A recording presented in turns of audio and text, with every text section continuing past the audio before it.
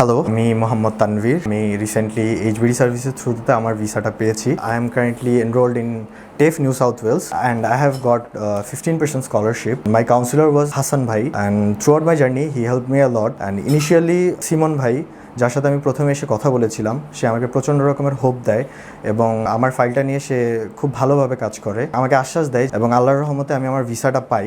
এই যে আমার visa copy, specially thanks to Emon ভাই, সিমন ভাই এবং যোজন ভাই অ্যান্ড এছাড়াও এইচবিডির প্রতিটা মেম্বার, স্পেশালি পিঙ্কু ভাই, সে আমার প্রচুর মোটিভেশন দিয়েছে এবং প্রচণ্ড রকমের সাপোর্ট করেছে আমাকে।